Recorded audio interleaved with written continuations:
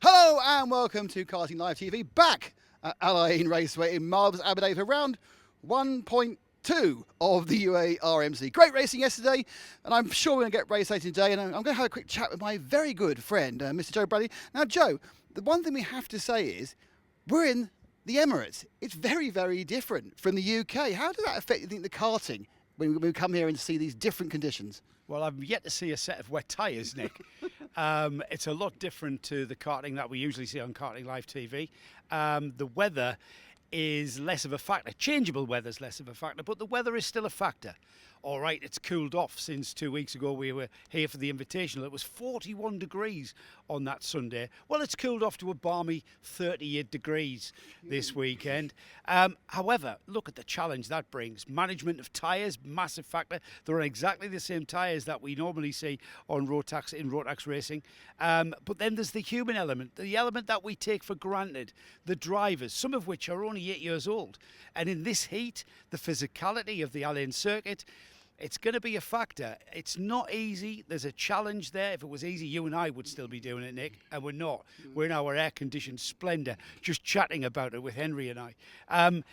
Yesterday was fantastic. It is really a series that is really growing. I know Henry mentioned this yesterday, but today we're going to see exactly what we saw yesterday, which was very dramatic, intense, and exciting racing. Well, we've heard a lot of what Joe and Henry think about what's happening. We need to find out what the paddock, the teams and the drivers think was happening. So you go and find Henry and talk to them. In the 1975 Spanish Grand Prix, the only female to win a World Championship Formula One point was Lella Lombardi driving a March. However, the 1 point became half a point when the race was stopped halfway. That's a long time ago. Why have we not got any Formula One drivers who are female? Well, I think it's going to change, and we may have a few years to wait, but this young lady here, Attica Meyer, Attica, I saw you race 2 weeks ago in the Invitational. I think your sights are set, aren't they? Is that what your dream would be, to race one day in Formula One? Yeah, my dream is to be in Formula One, and I'll do whatever it takes to be there. And so you have to race with predominantly boys, but that doesn't seem to faze you at all. You are absolutely at the front of this field, aren't you? Yeah, I mean, it doesn't really affect me when I'm driving. I don't really have time to think about that stuff. So it's just drivers in helmets, isn't it? Yeah. Do you get to know the drivers around you when you race with them? Do you get to know their personalities and perhaps how you're going to overtake one driver in comparison to another? Every driver has a different standard of driving, but it honestly doesn't matter how you overtake them, because any driver you reach to, you should overtake. So what is the plan? Are you maybe one day thinking about moving into cars and going in, what's the ladder now? It's Formula 4, isn't it? Yeah, to get to Formula 1, you need to start from Formula 4, then Formula 3, Formula 2, then Formula 1. Some people take it a different way, maybe Formula Regional, or maybe they just start with FRECA or something. So I don't know. Well, Attica, you know where it's mapped out. I'm going to ask you a question, Attica. Why do you think we have no women, we have no females in Formula One at the moment? Well, I don't know really. I haven't really been there, maybe in Formula 2 or something yet. But I don't think anyone has really tried to actually race in these days. But I think if someone tried, then they would really know how it would be. And I think the stereotypes are more than that woman sitting in the car and driving. Yeah. So yeah, it's a mixture of both. Yeah. And I suppose if a driver's quick enough, it doesn't matter whether they're male or female, you get the job done. Is that your attitude? Yeah. So what's your attitude like for this? Here we are, rounds 1 and 2 of the UAE Karting Championships, the RMC, the Rotax Max Challenge. You've got a full season ahead of you. Here we are with a clean sheet of paper. What is your aims and objectives? To possibly win all the races I can, and just keep improving and try to win the championship. And does that start with the heats? You go out intending to win every single race, whether it's a heat, a pre-final, a final? Well, obviously it's nice to win the final more than the heat, but any race I can win, I should win. Yeah. The team around you, Axel Academy, they're a very busy team. Are they? They're obviously giving you a good car to drive. Yeah, it's a great team. It's very supportive, and it gives me lots of support. Yeah. And are you able to get advice on how to drive as well as how to set the car up? Yeah, it's a team like every other team, so it gives you like it has very good like mechanics and coaches and stuff. So it's a great team. So, Monday morning, what will Attica Maya be happy with from this weekend on Monday morning when she wakes up? Honestly, if I get better, Right. Just that's it. Just get better. Well, if you get better, you're going to win everything because you're pretty quick. yeah. That's the idea. Attica Maya, I'm telling you, keep an eye out because this young lady is going to go far. This year, one of the drivers I'm predicting to have a breakout season in junior Rotax is Sava Kogai. Sava, this is going to be your first real full season in juniors. You've got a new look and a new sponsor. Yeah. Wow, Hydrate. It's my sponsor. It's a very good drink, actually. Also, I want to introduce myself. Hi, I'm Sava Kogai. I'm 13 years old, and I race for GGM, and I'm from Russia. But you've lived over here now for a couple of years. Last year, you did a few races in the UAE. This year, you're looking a lot quicker as well, aren't you? You're constantly in the top 5, but lack of experience. We're now working on just making those top 5s on lap 5 a top 5 when the checkered flag falls. Yeah, and it's also a bit of a streak of bad luck, having crashes, unlucky moments like engine failures, and just it's bad luck. But I hope that I can improve, also just better myself with my coach, and I hope I can win some races and maybe even win the championship. What would that mean to you to win the title? I mean, because obviously you've cottoned on, because you came over and said to me, you said, right, I've got my sponsor bottle ready. Yeah. You know, I didn't need to encourage you. So you've learned something very important about the business of motor racing as well. You can't do too much of it because you'll get indigestion on the track. But no, you learn. What else are you learning about the business side of motorsport? You always have to kind of be on top just to get that little bit of sponsorship. You have to promote it. You have to actually like it, because you can't really, for example, if I didn't like my sponsor, it would be quite weird if I was drinking it. I actually like it. It's very good. It's just that you have to always try to promote it as much as possible to make it more well known. So, well, talk about what about promoting yourself now? Where did we come from? Why did we get into karting? So my dad was a racing driver for GT3. He actually co-owns a team, Ronaldo Racing. And when I was about 10, and I've always loved cars in my life. And when I was 10, I started rental karting, just more as fun than actual sportiness. And then it slowly transitioned to, I want to try owner karts. Like, how does it feel? How is the speed? And it slowly transitioned into, that I actually want to race, that I actually want to have a future in motorsport. And now it's come to me racing professionally and even racing in Europe. Okay, so I've seen you race over here the last year or so. Have you raced in Europe yet, or what is the plan for yourself this year? So I would have been doing actually the World Cup, the OKN World Cup. I couldn't because I was sick, and I couldn't have done it because even if I wasn't sick, the Championship Future Academy program did not let me, or they would exclude me from the whole championship, and they have races in the UAE. I've also raced in Le Mans, Italian Championship. I've raced Championship Future, and I'm gonna race WSK soon. Okay, but this weekend, so we're going to start off the new season. There's nearly 30 of you in the junior grid. You're probably one of the least experienced, not in terms of you were a junior last year, but in terms of how long you've been racing. How are you going to overcome that lack of experience, and what are your goals for the 2 rounds this weekend? I'm just gonna try to push as much as possible, not think about the fact that I might have not as much experience as others, but that doesn't mean that I can't win. I think I have enough pace and enough battle experience from being in Europe, from racing here, just to get that inch of being on the top. my main probably struggle in the whole season is that I start to worry when I'm in the lead, because of that I start to make mistakes and I get caught up. And when somebody overtakes me, I get lost, and then more and more people overtake me. Okay, now also I've noticed that this weekend there's a new look as well. So we got a new season and a new look. Tell us about the new look. I got my hair cut recently, about 3 days ago. I've honestly felt like quite well with it.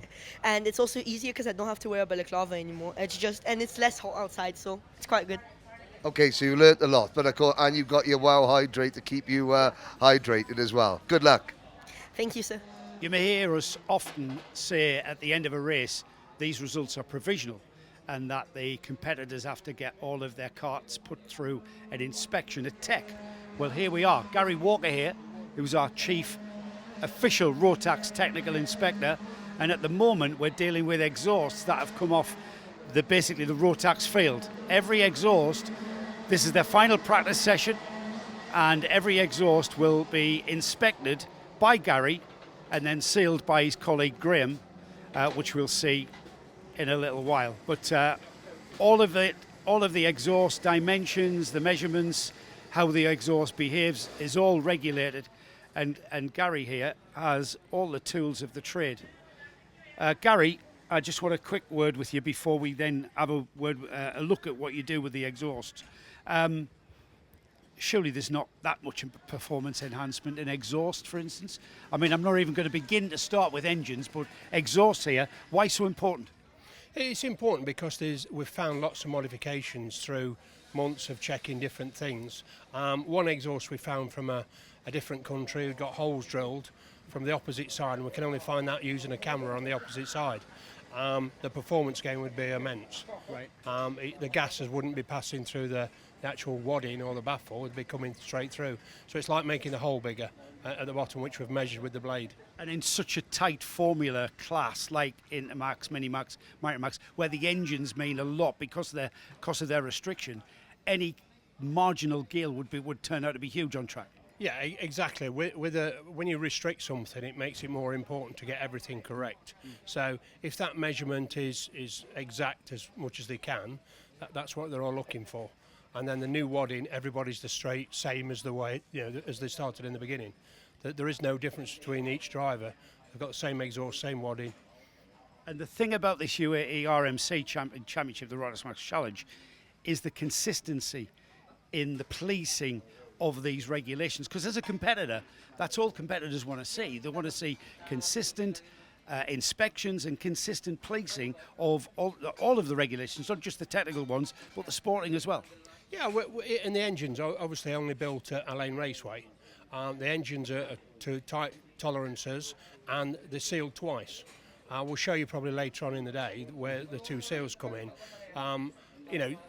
The rumour is that somebody was taking the seals off in a different country and refitting them after doing modifications. So now at Al Ain Raceway we fit a different seal which is tamper-proof, cannot be removed.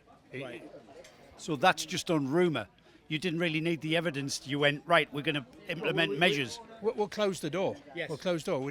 If we're working on rumours, sometimes there's fact to it, but we haven't got facts. We can't prove it. So we may as well put another seal on, and then that does the rumour away. Yeah, we don't want you with the UAE RMC. Go and race somewhere else. Exactly. Yeah.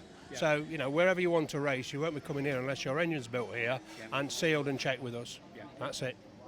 Thanks, Gary. I'm going to leave you to inspect that exhaust now. We'll get a look at it. Thank you, mate. So this is an explanation of what we're measuring in an exhaust. I've cut an exhaust open so you can see the measurement here we'd never do with any other equipment. So we made a blade which goes down, which is 28 millimetres. So if you look in here, this is where the blade has to go or not go. So if it goes through, that makes the exhaust illegal. Obviously we can't cut a section out of every one exhaust, so we check them this way. Yeah, you couldn't cut that little patch out, could you, to have a look? I mean, it might get But a that, little bit upset. so if that slides through there, that means the exhaust's too wide, and there's a performance advantage. Yes. So we check every exhaust, we check the baffle, we check everything, and they have a new wadding every time. So every race meeting is a re-wadding and a check of the exhaust. And I also noticed this template here. So that checks whether the exhaust is 90 degrees. So the exhaust must be at 90 degrees. So if it's got a shallower angle, again, the exhaust gas can escape quicker. No, not necessarily. There's a performance gain with it being a flatter line, so they can bend it and twist it. But there's also measurements on here. So there's a maximum and a minimum setting on the thing, so the exhaust can't be shortened in any way. So we check that as well.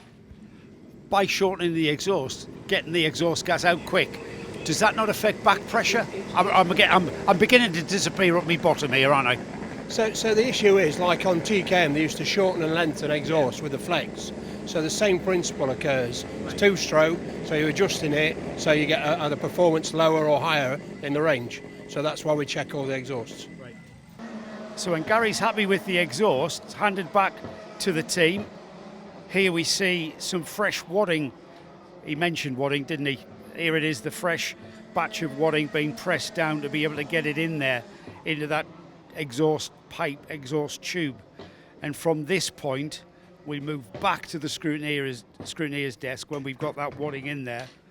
And there's a one to our left here, just coming to the point where he's bolting it up. And here we are, wrapping the internals of the exhaust tightly with that fresh wadding. And of course, the wadding acts as a noise dampener as well as a power stifler. And that's why it's important to have the right amount of wadding in there, because by taking the wadding out, the exhaust gas would flow more readily, and it would increase the performance of the motor. So that's a regulation amount of wadding that we're seeing going in there. So we'll just leave this mechanic to finish off this little job, and then when he's ready to have it resealed, we'll head over to the scrutineer's desk and see that. So now we've got that exhaust all ready to be resealed. Graham Snook here, who's part of the technical team, will do that, because it's pointless inspecting these exhausts, taking them apart and then handing them back to the team, who could then go back to the awning and unbolt them and do anything they want with them, take the wadding out. So what Graham is about to do here is put a seal on the exhaust, which basically stops any kind of dismantling of the exhaust for any kind of performance enhancing innovative engineering to go on, because you pretty much can't get around the seal once it's on. Official Rotax seal, official UAE RMC seal to be exact. And Graham here will do that, and there it is, clamped together, impossible to get around. And that now is ready for race weekend. One of the classes that I think is going to be one of the classes to watch here in the UAE this year is Intermax or Minimax, depending on your persuasion. Now, Oliver Butchard, you are going to be one of the contenders in Minimax this year, I'm sure. Tell us a little bit about how last season went and how you prepared for this year. Well, last season wasn't really the best. I was aiming for third to get a trophy, or maybe even second or first. And this season, I really want to go for I really want to go for first and go to the grand finals to race for the grand champion. Now, last year, the racing in Minimax was very close all the way through. Can you, from what you've seen so far this year, do you think it's going to be the same with a whole pack of you racing for the win all the time? Yeah, probably. I'm probably expecting at the end like a 1 point difference like it was with Ben and Ava last year. No, because in Micromax last year, Ben Karachkovic beat Ava Lawrence by 1 point. Ava's racing elsewhere this year. Ben's moved up with you. Is he your main title rival, do you think? Probably, but if Wayne Gottschalk does it, then probably he will be one of my #1 targets to beat. Your favourite track, is it Al Ain, or where do you like racing? I like Alain, Yas Marina and Alpha Sam. Now, you're with the Synergy team, so this is back where you started your career, isn't it? Yeah. What is it about Synergy that makes you feel at home? They're just a great team. They always support me, and we got some pace. Okay, well now, a lot of drivers use many different ways to stay relaxed in between races, but Oliver has got a very special skill indeed. What's one of the things that you do to keep yourself nice and relaxed between races? Well, I usually like to play with cards and do some magic tricks with my friends over there. So some magic tricks. Well, I tell you what, Oliver, let's try and work one of your magic tricks on me. Let's go.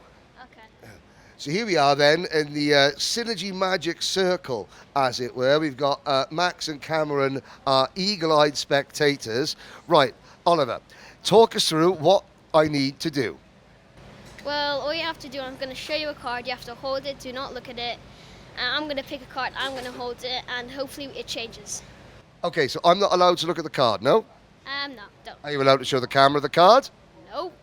No? So no one's allowed to see the card. Fair enough. Okay. Except from the table. The table can. The table can see the card. Holding it like that. Okay, the table can see the card. Right, okay, so there we go. So I'll take the card. Okay, see the Queen of Clubs? The Queen of... Queen of Clubs. See it? Yep, see the Queen of Clubs. There we go. Now hold it just like that. I'm going to hold the Queen of Clubs just like this. Do not even look at it. I'm not See looking now? at it. See the Joker? Joker? I'm going to hold it like this. When we come together, like that, look at your card and show it to the camera. It's the Joker, and I got the Queen of Clubs. Now that's impressive. Well done.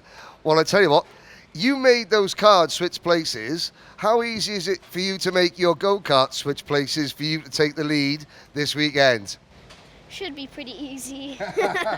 Well, there we go. So there is Magician 101, Oliver Butchard.